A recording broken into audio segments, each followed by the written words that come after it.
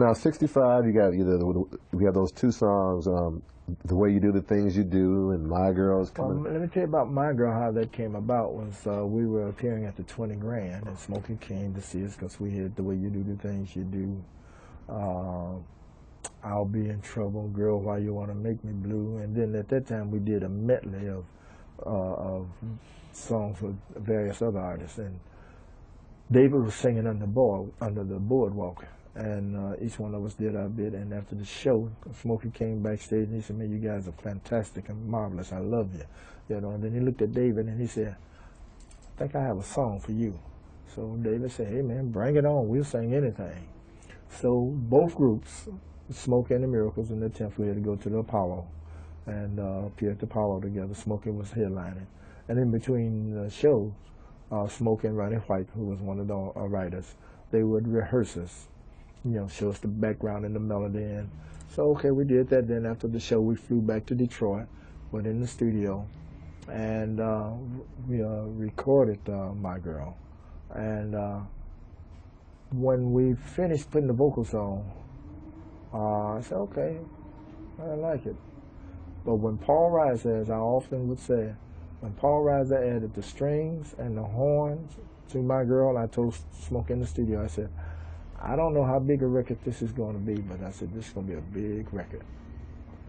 Man, when they released that, which was the 27th or the 28th of December 1964.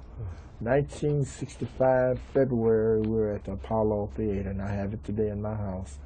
Barry sent a telegram congratulating us. We were #1 and sold over 1 million records. And the Beatles also sent us a congratulation telegram, which I have also. And, you know, and from that point on all the way up to today, in fact, I just heard My Girl coming here.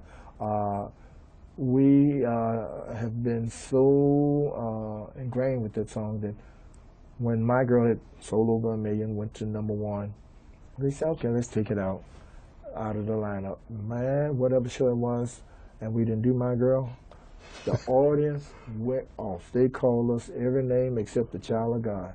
That is a song, regardless of what repertoire we might have a lineup, that song is a mainstay. We cannot take that song out of the lineup. Now let's go a little deeper into the My Girl, because from another standpoint, a musical standpoint, there's a famous something now, a lot of people might not think about this, and I want to get your take on this. Al White put down the guitar lick on that, the front. Robert White. Yeah, Robert White, the guitar lick. Yeah.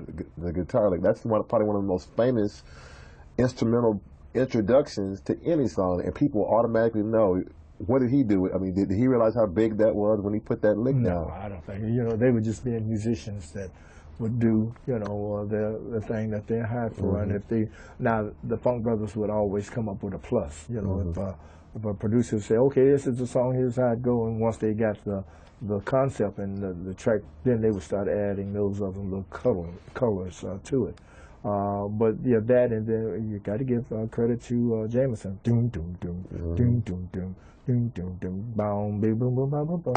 Yeah, so those two, yeah, are very identifiable. Now you were there in the studio a lot of times, like, you know, with the advent of the electronic instruments. But if I was correct, I heard Jamerson used to play a lot of that stuff on the upright bass. That he played on, but you know, let me tell you this: when I first became aware of James Jamerson, Johnny May Matthews, he's playing on our first record, Come On. The brother came to Johnny May's house. And when I saw him coming up down Lawton, he had an upright on his back, and he strapped it on. And you're right, at the beginning, he was known for playing the upright. But the riffs and the things that their brother would put in there, it just amazed the world. I don't think people realize that he wasn't just an electric bass player. He was he was a well-rounded bass player. Well-rounded.